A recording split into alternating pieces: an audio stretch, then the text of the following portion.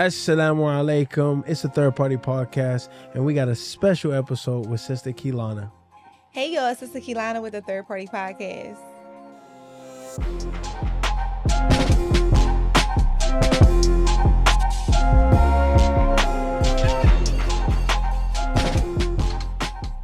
Assalamu alaikum. It's a third party podcast. I am Muslim Casing, aka the Muslim Boxer, aka Mr. Eventually November 2nd, 13-0, aka Mr. NyQuil, aka Adopted Philly Brother, aka Your Good Muslim Brother. And I'm here with my co-host, Rod DeVoe. Yo, Rod DeVoe, third party podcast. And we got a special episode today. We got the good Sista Keilana. We sitting down with Philly's own, the hijabi baddie, Sista Keilana. Sista Keilana is a rap artist. She has over 44,000 Instagram followers. She has over 20 million streams over social media and digital platforms. She has also been a headline performer all over the country. What's going on, Sista Keilana? Assalamu alaikum, everybody. What's going on? I got one question. What? Yes. Where did hijabi baddie? Where you get that from? Whew, so I actually did a vote with my young girls I used to mentor in West Philly. So I said, should we do hijabi dolls or hijabi baddies? And they chose hijabi baddies. So shout out to the youth for picking it before the TV show came out, before everybody called themselves baddies. It was hijabi baddies. So. I like it. I like it. Thank you. So all right, so you Philly's own, right? Yeah. What part of Philly you from? That question is funny. So South Philly mixed with Cheltenham, Germantown. So you moved around a bit. Yeah. Oh yeah. That's what's up. But what's like what you claim? What you call home? Probably Uptown. I went to high school at Germantown. I was Miss Germantown, so yeah. Wait, like Miss Germantown High School? Yes. Yeah. That's dope. That's dope. That's dope. Is that still open? Is it No, closed? it's No. an apartment complex now. Lost. What? Yeah, they closed Germantown High When School. people be telling me they went to some high school, they be like, yeah, it's closed now. It's gone. They It's getting gone. money off them classrooms now. Yeah, Oh, turning wow. everything into condos, man. Okay. How'd you grow up? Like, what was your family structure like? So my Umi was raised what they call Jehovah's Witness. So very religious, very strict, very into the Bible. And then my father, he was Muslim, but they was like 9 years apart. So, she wasn't really like pressing up on him. He wasn't pressing up on her about the deen. So, but my Umi converted when I was 5, and then she made me take Shahada at 5 years old. So you That was basically young born hijabi? Muslim. 5, yeah. We give you that. Listen. Okay. I Will always- you give her that? Yeah. Come on now. Listen. Now- all I'm saying. Now we had. I got Christmas pictures. It's okay, like a though, but 1-year-old, 2-year-old. But here's the thing, though. You weren't of age. No. And I always tell people, if you of age, I truly believe you born Muslim if you not of age and you become Muslim. Because your innocence ain't taken away. I'm not. You ain't reached puberty. This is about sister. This is about the good sister here, bro. This is about Sister Keilana. All right. So I don't even, because it was a whole nother conversation. He a little triggered. It was a whole conversation about what qualify you as born Muslim and not, and all this other stuff. So would you say you grew up in like a 2-parent household? No. About 1 year old, my parents were separated. They were separated. Yeah. You have siblings, or it's just you, or I was the only child, so I was 5. Then I have a little sister at 5. okay? Like, do you remember what that was like?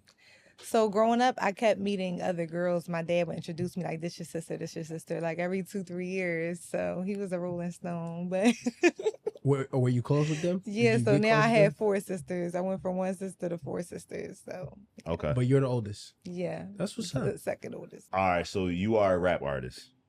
I just started in 2018, yeah.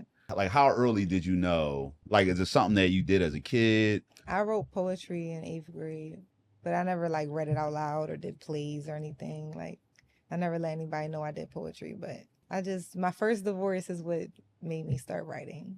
So what about it though? Yeah. Like, Not even just a divorce. So, I had got really weak, like after working the same job for like 8 years. Then I asked my boss, it was like his family. So I asked him, like, can I take 30 days off? Like, I've been working here 7 years straight, 7 winters. So they like, if you don't do 30 days, then you don't need to work here at all. Like, we don't want you here at all.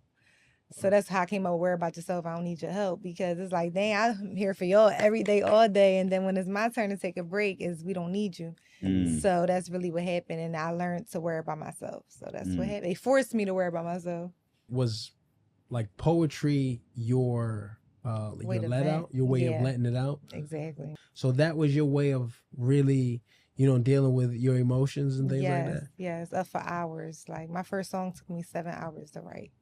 What was it about? I think the whole city know it word for word. Really? But yeah. What's the name of the song? Worry about yourself. Worry about yourself. That's real.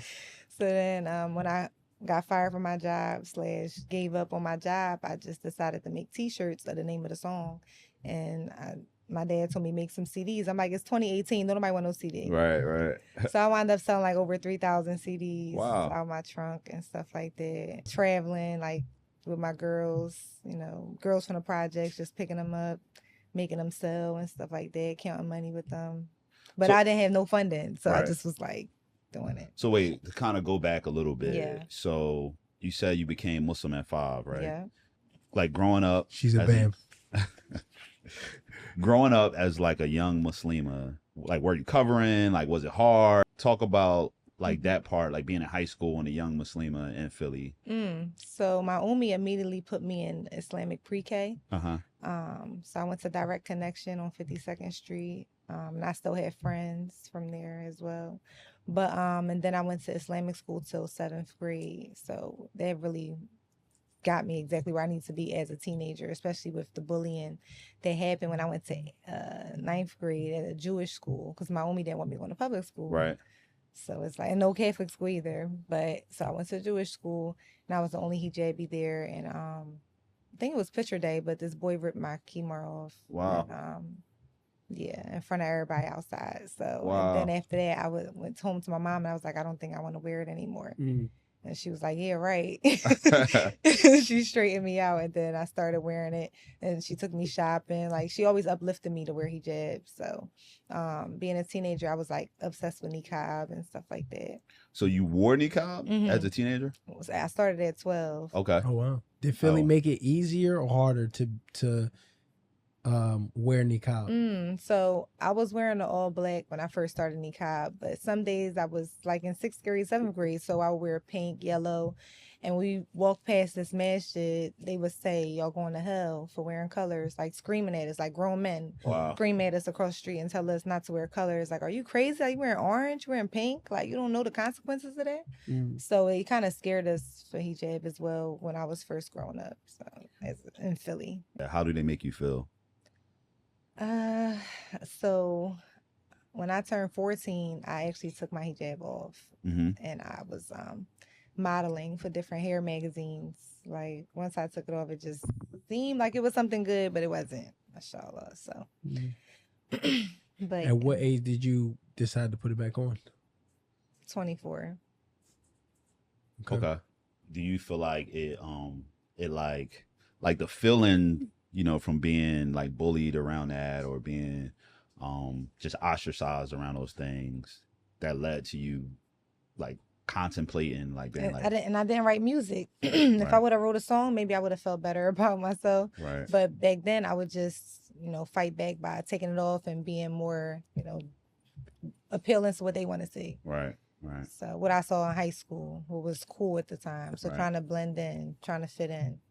So when did you make a choice to put hijab back on? Yeah. So I kind of like was going through a stage where I was trying to refine myself, like I said, in 2018. So I just asked the Lord, like, to show me signs, like, just keep showing me signs. So I went on Google. This is the point. I went on Google, and I looked up a dawah for heartbreak. So it said, listen to Surah Yasin for 30 days. And then 90 days, it said do it for 90 days.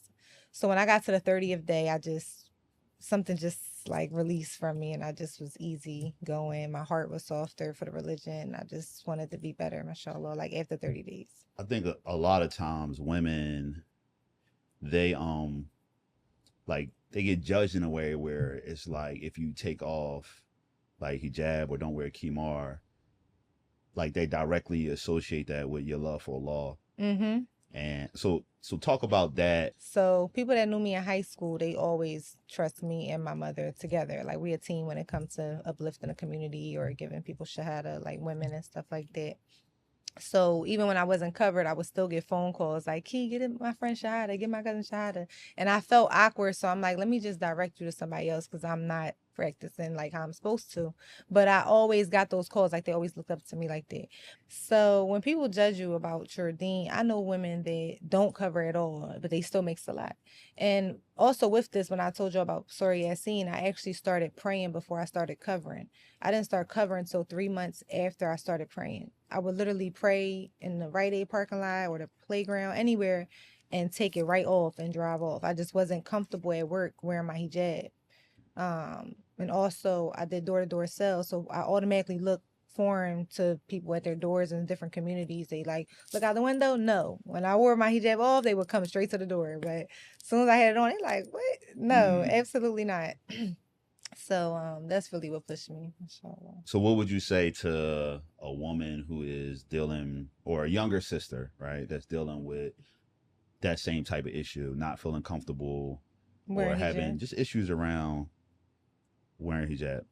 I would say your first step is changing your circle, changing your friends, like learning how to say the word no, learning how to cut people off for the feasibility, like for good benefit behind it. Like you don't just want to cut them off to make them feel like you the better than them. That's not what we do. We cut them off and let them know, listen, I'm working on me. You have to change your environment. That's the first step to getting on your deen. Me personally, with friends. Cause I noticed like if I'm crying or I'm feeling bad, one of my friends would like blast slow music or like love songs. And my heart would get like more weak. Like I would start crying harder and I would feel her like smirking at me. Like it was a jinn type vibe. Like so, and my Umi always, if she tells somebody that's your jinn or that you need to get them away, then I ask Allah to show me some guidance, because it's hard to break away from 10-year relationships, friendships. And they think when you tell them I'm about to get on my deen, it's Ramadan, whatever's coming up, then you better than them. That's not what we doing at all. We working on ourselves because we learned something different that sparked our soul to want to do better. So, and then once you try it and you get goodness from your goodness, it becomes addictive. So, and people that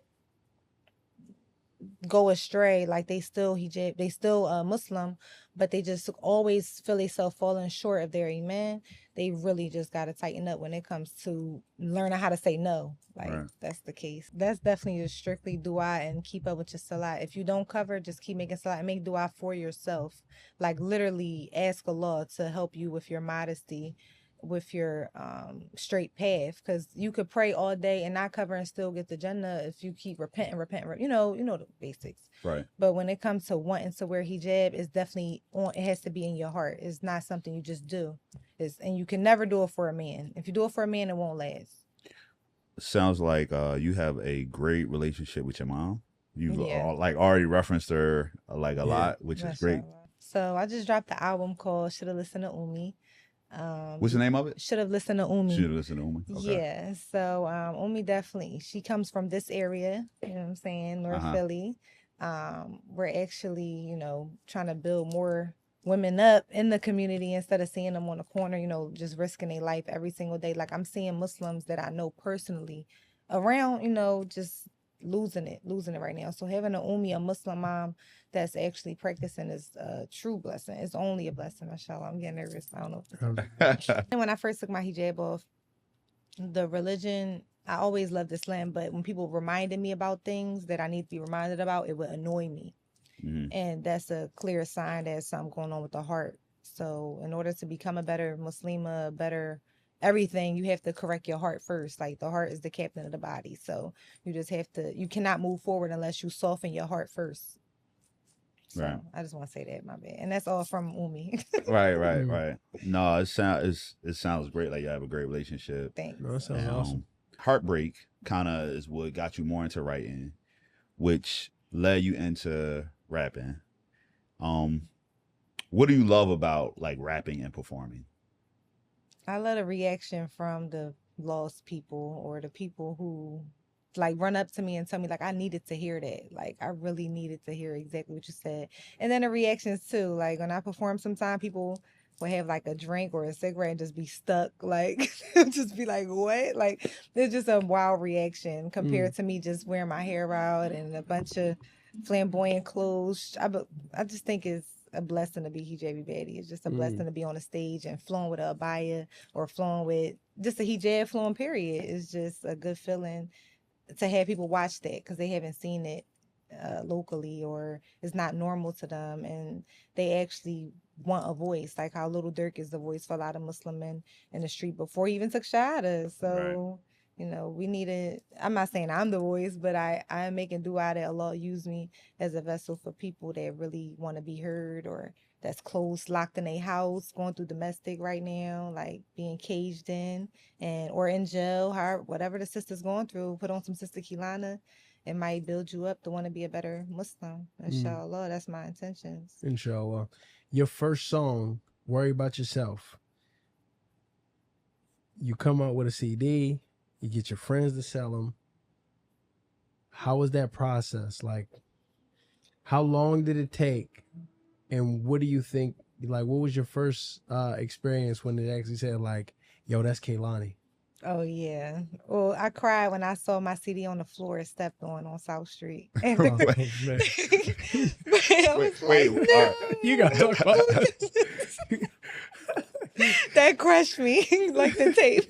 But yeah, I was so crushed. I'm like, oh my God. But no, just that was amazing because I was making people from Instagram, like making people from Instagram. I was building people from Instagram. Understand? So I didn't know these people from a can of paint. They was just linking up with me at the masjid, and they was trusting me with their kids to take them different places.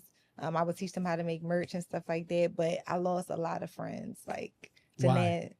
Why? Between janazas and people just, instead of rocking with you, they want to become you, and that's not how it's supposed to go. Like, you're supposed to rock with me. You're supposed to be like right there beside me, not blurting out while we having interviews and just wanting to be seen on the scene. You know, you already on stage with me. So talk about those kind of challenges with people around you, and it can't be 3 Beyoncés. It got to be 1 Beyonce, and I'm not calling.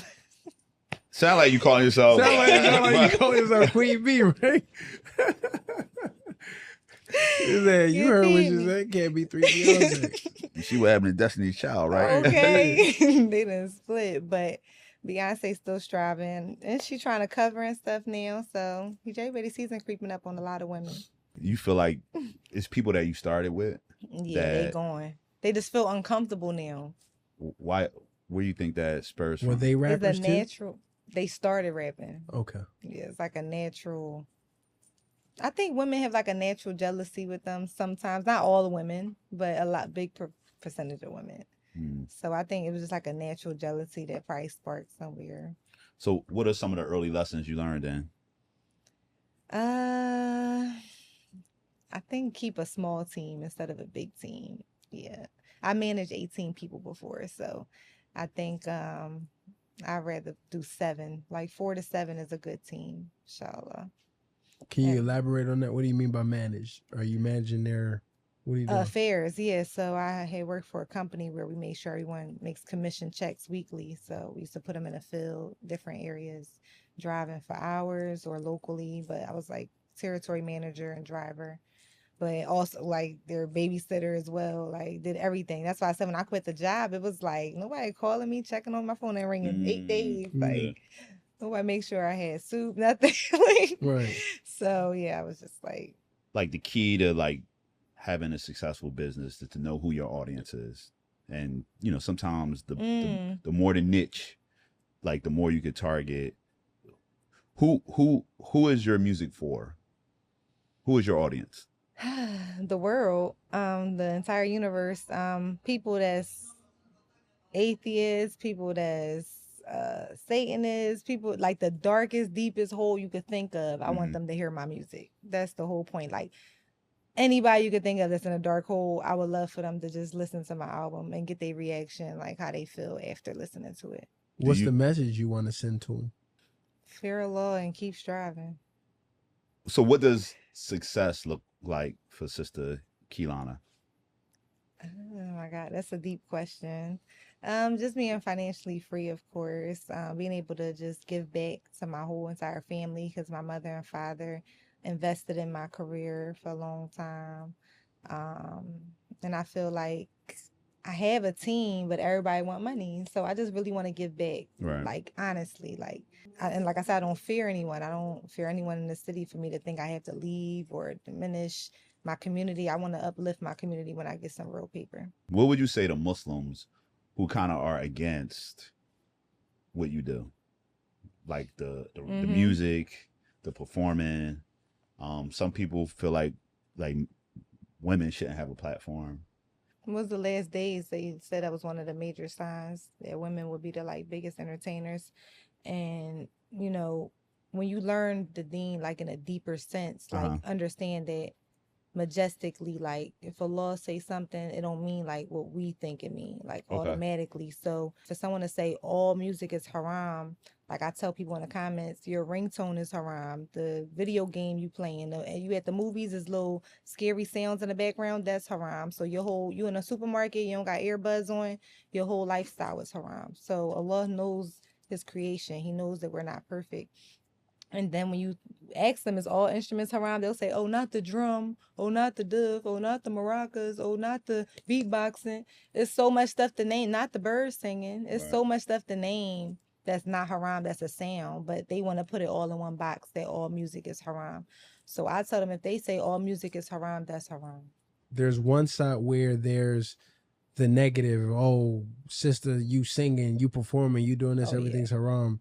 But then you also have to She like, the brother said I had my breasts out while I was singing in South Philly. I never had my breasts out. Really, like just it's famous imam, so you know who you are. Don't be saying I'm rapping my breasts out, sir. Oh Lord! On the day of judgment, you got to answer for that. Do you feel like it's a double standard though, like for men that rap versus women that rap? Yes. I gotta agree with her on that one. Yes. Like how does that show up with you though? Like what do you? They support men venting and giving their word out to the streets, and this looks like they're uplifting their community when they on the track. But when a female does it, we supposed to be kept. You know what I'm saying? So supposed to be in the house cooking. Yeah, don't worry about yourself. They want me to worry about myself. That's why I don't last. I'm like, we supposed to be shooting videos, on podcasts, meet and greets, like staying booked and busy, and then spending time with the kids after we get the money. Like it's supposed to be simple lifestyle. I got a 2-part question. Give me if you can, a bad experience about like you doing music and how you've been portrayed, and then give me the best experience or an example of why you keep going the route that you're going. Like give me an experience that you had where somebody actually told you like keep going. I hear your music, I hear you. We're going to start with the bad first. The bad first, waking up the poop emojis and clown emojis. Poop and clown emojis every morning. Or like people just saying the most racist stuff. They said the Arab community does not claim me. I'm African American. I'm like, what? Like, wait, what? What's the point of even commenting? Like, are you crazy? Like, wait, the Arab community does not claim you? I'm not even Arab. How does that make you feel though? Like, oh my God. Like I said, if I didn't do door-to-door sales, getting door slams in my face for 8 years, then I would not be built up for this at all. So I feel like going through that really built me up for this, what I'm going through now. Inshallah. As much as we talk about how social media doesn't, like it you know. No, it affects you. Some people is actually dead right now worrying about what people say. Now, are you the clap back responder, or are you the I'm a Muslim and I'm gonna turn the other cheek? I'm from Baltimore. Cause listen, somebody comment something crazy. My wife always said like, "Mustn't don't respond to that," and I'd be like, "Nah, you gonna get this side." What about you? Are you the? I got pics now. When I first came out, I responded to everybody. It get tiring, huh? Yeah. 6 years in, no, we not. We just gonna put a thumbs up. Thanks for your comment. Need to worry about yourself shirt. Need a Palestine bag. Feeding. How'd you get to that point? Listening to my mentors telling me not to worry. You gotta have some type of structure, mentorship in your life, inshallah. Some OG hijabi baddies in my life. How do you feel the career is going for you? I feel like it's going up because my team is changing, and I feel like majority of my team is like 40 and up crew. So A little wiser. yeah, a little wiser, and their mentors are like 70, 80. So everybody's in good vibes, wanting to be around good vibes. Nobody wants to hear nothing negative, complaining about life and stuff. Like that's the old team. The new team is about what are we doing next? You know, how Right. we going to elevate and how we going to get this dawah out like this. So it sounds like it's important to have like quality people around you that Yes. support you, that understand things on a level. Outside of family, Mm-hmm. because family, Don't mix. Family don't mix. All right, so let's go back to the second part. yes. So let's Positive? talk about the positive, some of the, Absolutely. and I've seen some of the things you talk about, like Mhm. from different women. So let's talk about that. Some of the positive messages you get. Okay, so it's just I get phone calls like 4 in the morning because the time difference from sisters on Instagram in different countries or states reach out to me and call me, and they even call me while they in the house, like just finished cooking for their husband, pleasing him, and then getting beat up like 2 in the morning, 3 in the morning. So it's deep. Like they'll call me whispering, like, Keilana, I don't know what to do. Like it's been very, and all this from Instagram. So I had people call me from Mecca, asking me about Akita, and then wanting to, you know, like understand the Shahada and stuff like that. So I had people call me about suicide and didn't do it anymore because they said my song or something like that. I get a lot of messages about how my music makes people want to, they're like, you saved me and you don't even know it. Like, mashallah. So And how That's does that amazing. make you feel? that's what I do. I make me feel proud as a parent as well because I represent my kids well. And you got to practice what you preach at the same time. And that's why I feel like it's going to do well because we actually live in it. We're not playing around with it. Do you have children? Yes. I got a 2-year-old now. Shout out to Bella. Alhamdulillah. And I got a 14-year-old So- grown man. We girl dads. Hey. So, I mean, it's really important for my daughter to look up to somebody who looks like her in some form or fashion because, you know, non-Muslim music it sounds great. I ain't gonna lie, Beyonce, it sounds good. You know what I'm saying? It Catchy. sounds good, but there's no real message in it, especially for a little girl who wants to be a hijabi, or I'm trying to teach her how to be a hijabi. How does that correlate with, you know, the message that you're doing? You know, your daughter, you She want to wakes represent up. for her? She sings I Got It, mashallah, like randomly in the car seat, like kicking her feet. And her dad even says when he's with his wife and they on road trip, she's in the back singing my songs. So it's very effective. And like now when I go to put her hijab on, like she'll like put her chin up, like she wants to wear it and stuff like that. So every single day is a blessing having a little girl that wants to deen, you know, that loves the religion. I want to go Salah, Musalla and stuff like that. So compared to, you know, it is 2-year-olds out there that know they got the sexy red down pat and got the Beyonce down pat. So, but you will see the consequences. You will see what happens when, you know, they get on TikTok or when you walk in a room and your daughter doing something that you let her repeat. So we just got to be aware. And it's scary. It's scary because we get questioned for what we spread as well. So, you know, we sharing a lyric that's degrading ourselves, and little girls and adults and the whole world is repeating it. You don't think you get a similar sin? Like, and if you say Bismillah, Alhamdulillah, or something positive that uplifts somebody and they repeat it, millions of people repeat it, you don't think you get a good deed? They tell me I don't get no good deeds because it's instrumental. Who is that? In the Who is that? comments, like trolling, but it's like thousands of people that say because the beat on this poem or on this rap, you're getting all sins right now, sis. You got jeans on, you're getting all sins right now. You're breathing. You're getting all sins right You're now. breathing on lines. You're all sins right now. Now, the second part to the question is, how does it feel to let your son, you know, see a good Muslim sister representing Islam, especially, you know, he's going to eventually want to get married, or he started liking little girls. He's going to want to like a sister that look like his mom rather than, you know, the sister that look like Beyonce. You know, how important is that? With my son, since he was born, we've been pushing up on the heterosexual issue. And we don't allow any feminine music, like overplaying or even playing it at all. Like Bella, she likes Everybody, that song by Nicki Minaj. She randomly sings it, but we remixed it, so hijab song coming soon by Bella. But with Khalil, with my son, is like he knows better. Like he's very religious, mashallah, and because of my music as well, I think it put a big effect on him. So talk about the grind that it take for you to get where you got, right? So to get where you are at, where people booking you for performances, you in the studio recording songs, you collaborating with other artists. How much work you putting into that? So, 6 years, but yeah, my studio time is like $70 an hour. When I'm in Philly, maybe 100, depending on where it is.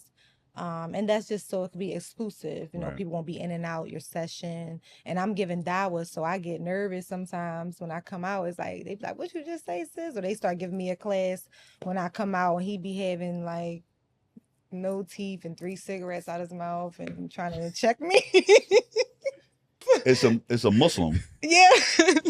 And he telling, what is he like? What's that conversation like? Sister, you're not supposed to throw Allah subhanahu wa ta'ala name on a lyric, on the music. But he owns the studio. Yo, that's crazy. Yeah. That is getting a whole class coming out. I just nod my head. Yeah.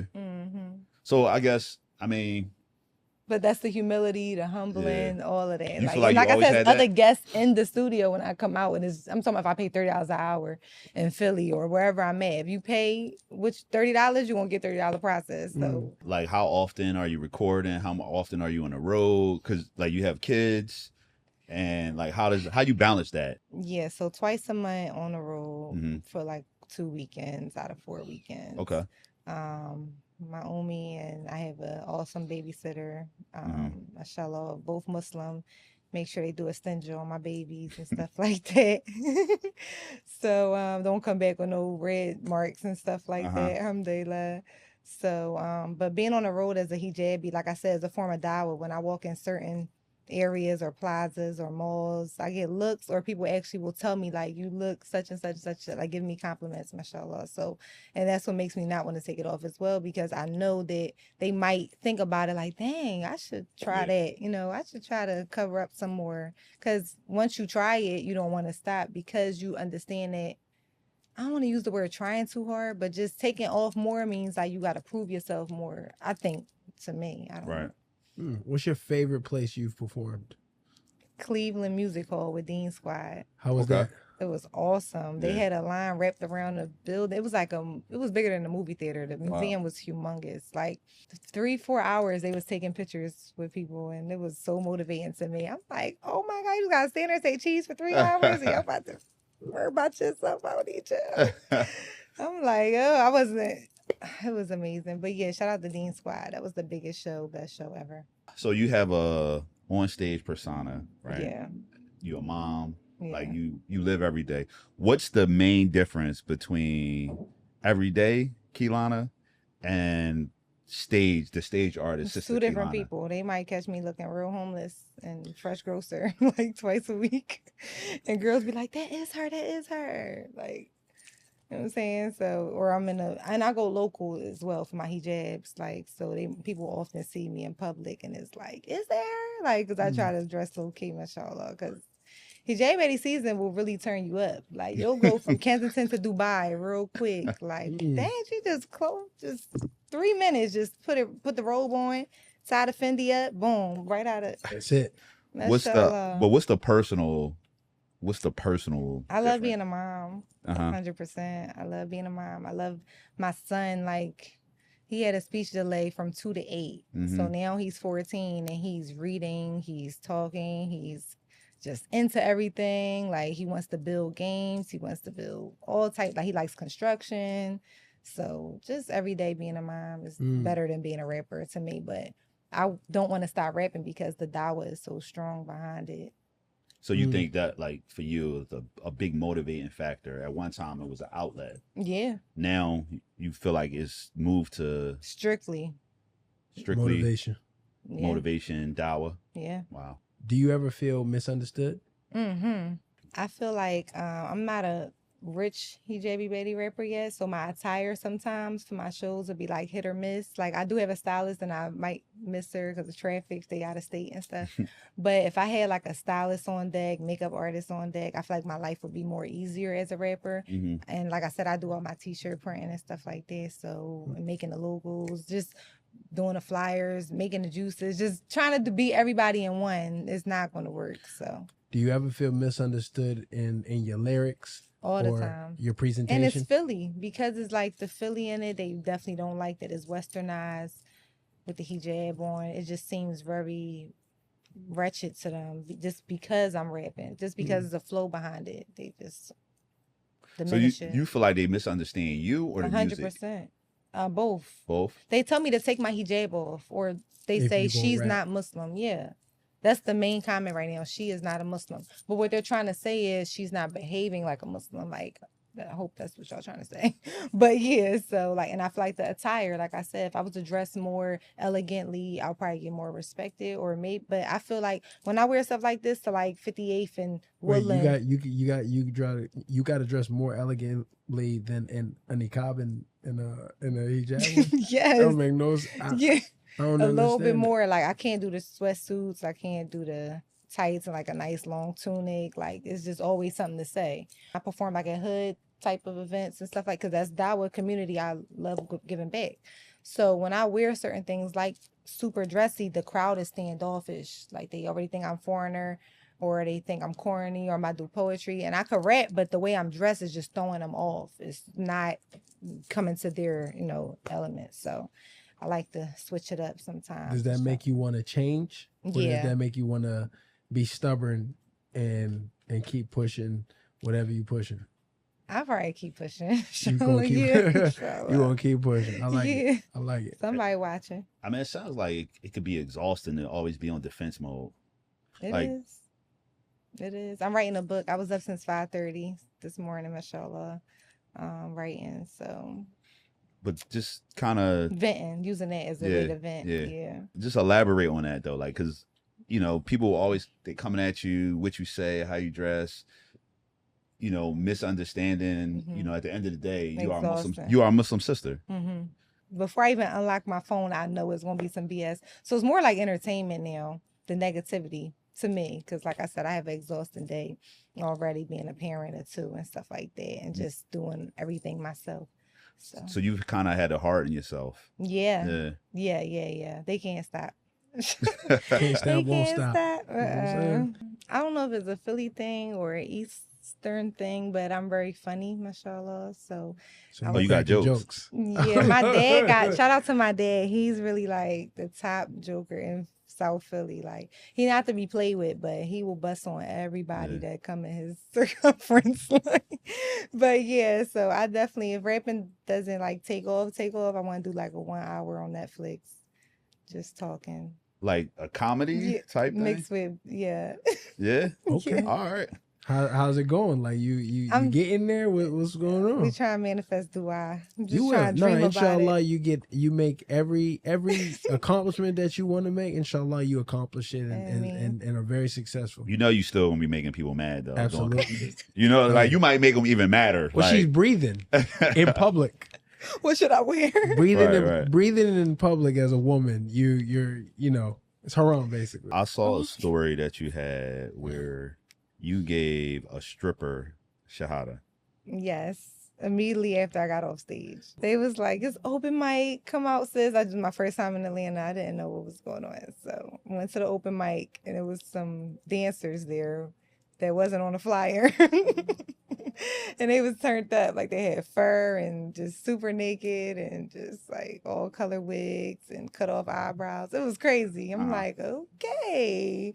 So they like, hey girl. Like they was real nice to me and stuff. Southern hospitality. Food was awesome. And you had hijab on everything. Yeah, I had a Sixers jersey on with a white long sleeve shirt in the club with some jeans. The jersey was past my little bottom. And then I had Worry About Yourself vinyl going down my knee with some white and red forces. Yeah, I was giving them Philly. But anyway, it was lit. I got a picture. I'll show y'all. But anywho, yeah, so I'm getting nervous. I had the Sixers drip on. But when I got off stage, she was like, "Excuse me, what's that you got, the thing you got on your head, you got to wear that in the house?" And I was like, "No, I don't got to wear it in the house. Certain family members could see my hair." She said, "Well, whatever you is, I want to be what you is. Like, I'm looking for a religion right now. And I really feel like whatever you just said, I want to be on it." Wow. So shout out to my song "On My Way to Heaven" in the club. You still keep in contact with her? Yeah. That's what's up. How is she doing? She doing well. She doing well. Now, hijab is hard, you know, Absolutely. like I said, especially when you come from, I think she's, they're near like Las Vegas area, like Nebraska type area. So Nevada is very high, you know, it's less Muslims, parties and clubbing over there a lot. So there's a lot of distraction. If you had to narrow it like down, like what are just a few, what are some of like the major challenges you face? I feel like I'll be being blackballed. Blackball? I feel like I'm being blackballed. Yeah. Why? Philly just got certain gatekeepers that's not going to let me through. Like, they know it's talent, they know it's dawah, but they scared to be behind it because they imam's going to judge them for being behind me. So how does that make you feel? It make me feel like a loner. Yeah, I feel like a loner. I feel like an outlaw. But Jamie Betty, I ain't Tupac, but I'm trying to get the same message, like keep your head up, those type songs. Yeah. So. Well, that leads us to our next question, or to my next question. If you weren't a rapper, what would you want to be? If I wasn't a rapper, as a child, I wanted to be a news reporter, but or a journalist. But yeah, a news reporter. Yeah, that was my dream. But now, yeah, public speaking. I actually got to perform at the National Constitution Center where the Liberty Bell is at. First hijab to ever perform there. Wow. Mashallah. I did an anti-bullying tour called Keep Striving Tour with an online cyber school, but they knew every word, like word for word, of my songs and stuff like that. And but before I performed, so I had the mic, and then this lady that worked at the center, she runs up the auditorium and was like, "Excuse me, no microphones." I guess they thought I was gonna say Allahu Akbar or something. Oh, okay. So I had to sing with no beat. They turned my beat off. They made everybody clap like this. Wow. They didn't know what was going to play on the instrumentals, so they was like, no. Why do you think you connect, and particularly with like younger Muslimas and stuff? I really mastered other artists, like the different flows. So I noticed that Nicki Minaj, she does like maybe 15 to 19 flows in one song. So I mastered, mashallah, to do that as well. So I just try to stay relevant as possible. And like I said, always in the community. Like, you can't just be at home on the phone. You got to be out there with the people, understanding that, you know, that's how Rosa Parks, Martin Luther King got their name. They wasn't in the house. So we got to be outside as Muslims as well. So what are your thoughts about what's going on in the Muslim communities? I have a song called No Segregation. And of course, in the beginning of I Got It, how you trying to claim a sect, which, you know, we trying to claim all this stuff, but we really segregated. And we all family. Like, everybody's related, for real, for real. So I think it's deeper than religion and understanding. It's more like unity is gone. So, and like I said, even if we do the pop-up shops, during Ramadan is like the most peaceful in all cities because we so in tune with each other. It's not even about religion or what color you wear. We literally like just happy to be Muslim, happy to be entrepreneurs, like just showing it, being proud about it. But it should be an all year round thing. We need to be proud Muslims all year round. The Islamic stores, they need to be making money all year round, not just 1 month out the year.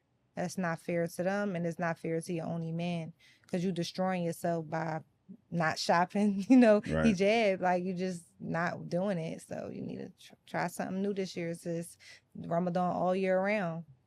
Like, where are you at right now in regards to like being married, and like how has that been? I'm not on the market, but I am divorced. Okay. And like I said, I'm working on a book to uplift other hijabis that want to get married or want to be a better muslima. But again, if you don't have a wali, wakil, you should definitely like hold back from getting married. Why? Because it's a big benefit with a man, you know, meeting the man of your dreams. And also, like I said, my Umi, I got married sometimes without telling her afterwards. And she know how to read people really well. She's a nurse too as well. So she know how to read people. So you just gotta let your family meet the person as well. So people that want to connect with you, like, what do you got upcoming? Like, what's your social media handles? Like, how do people find out what's going on with? So I'm accepting all features right now. I'm going viral in France, and Australia, and Africa. Okay. And I have a lot of artists reaching out to me to speak French, Spanish, and Arabic on different tracks. So like I said, the whole point of us even going to the studio is to simply change what children are listening to. Similar to like Teddy Pendergrass type songs, mixed with updated beats, Yeah. So like, and we want to remind people to say certain dhikrs as well in the song and let Allah be the judge of whatever they trying to say is wrong about it. But yeah, on my Instagram, Facebook, Spotify, Apple Music, Tidal, any streaming platform. Also on Reels, you can add my sounds. What do they go to? What's the name of it? Sista Keilana, Sista Sista Keilana. space Keilana. All right. So typically, like towards the end, we kind of switch it up. Yeah. Ask some questions, stuff like that. Top 3 MCs Right now. right You now. judging? Who you No. got? Who you got? I'm judging you right now. All right. Shout out to French Montana. Quilly from Philly, Quilly Mills. And MCs.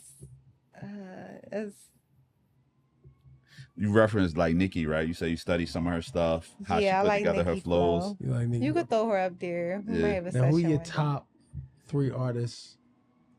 Period. Probably call it Sadiq and Dean Squad. Call it Sadiq and the Dean Squad. And me. And you? You. All Hey, right. hey, you got to be your biggest fan, man. I'm telling you. All right, here we go. What's your favorite Philly slang word? John. John. Yeah, that John. Oh. It's unanimous. It's unanimous. I'm never. We might have to rest that Oh joint. no, John. I'm never Drawn. drawn. I'm never gonna say John. You say John all the time. No, no. If you I go never. to Cheesesteak Spot, that John was crazy. What made you want to be a journalist? My grandma used to watch the news a lot, and they was Uh-huh. all baddies. So I used to want to just walk back and forth and make $200K a year. It's this common theme of baddies that keep It's floating baddies. around. The Spanish channel has the baddest news reporters you ever. Mashallah, them girls need some All right. clothes. What's one album, like your favorite album? Like you can listen to that whole album with no skips. Sista Keilana. Sister Keilana. Keilana. Which one though? Like, Yeah, which how many one? albums do you Oh, have? should have listened to Umi too. Shoulda listened to Umi. Yeah, you I can got listen to that joint the through and whole through. way. Yeah, and I also sold like a USB with Uh-huh. extra like unreleased songs, like 30 songs on it. Okay. So my real fans, they buy those. So you mentioned you wanted to get into comedy, right? Yes. Who's some of your favorite comedians?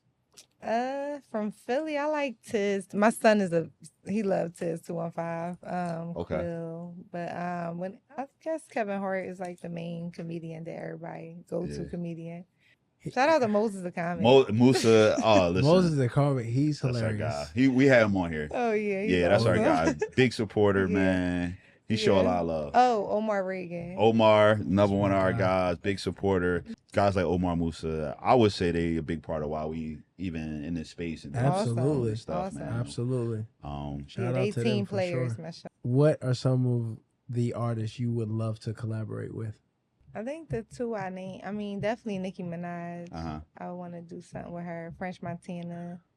And that's somebody I would just listen to. But definitely, like I said, call Sadiq and Dean Squad. I'm not going to stop Yeah. saying like that. Yeah, That yeah. would be awesome Yeah. as well. That would be dope. What's the name of you and Nikki song? I would probably put her on Keep Striving. Keep striving. I would just send her an open verse. It's like Oh, a love and tropical I'm type. starting. Keep, she would like that. And Yeah. she wear her hijab like, I'm not her hijab. She wear her little silk wraps like this. So she Yeah. watching. She knows what's it. Like it. What do we miss in this? In this conversation with Exactly. Sister Keilana, what did we miss? So I got a whole team right now that Uh-huh. I'm building. Like I said, shout out to my OG, Sister Mara Coach Manaya. All the trials I went through, she always picked her phone up no matter what. Was always an open ear, listening to me vent, always told me to keep going, never stop. There's plenty of girls, that she mentors as well that actually like wake up and can't, like you said, wait for another album of mine, wait for content of mine, just so they could feel type of motivation. So she was my daily reminder as well to keep going. Yeah. And then I got Showtime ENT. We just dropped Chain, which is getting a lot of controversy right now online. They're like, what's the controversy? It's his first Dean song. He trying to switch from Party to Dean. Wow. And I'm on there rapping on a drill beat. But we talking about Allah. Yeah. Take his shahada. Shout out to Lil Durk. Change your name up. Yeah, got you, Mustafa. Mashallah. Take his shahada. Change your name up. Yeah. Yeah, so we talking about getting people back on Deen. My first album was super religious. Like, everything was on his Deen in the way. You got to pray. Like, everything. But my second album was more like R&B. Pain, striving, you know, getting better and stuff like that. Uplifting music. So I'm giving it a little bit of everything, inshallah. We really appreciate you coming and being here. You are a sister, right? Whether people have disagreements all the time about different things, but at the end of the day, you are a Muslim sister. Respecting what you do, how you connect, and understanding that you have it's people that your message resonate with. But we value that. So we appreciate you for coming on. Third Party Podcast, special episode, Sista Keilana. Free Palestine is all on my bed. Absolutely. Free Palestine. Make sure you subscribe to her channels. Tune in. Culture, Faith, Excellence, Third Party Podcast.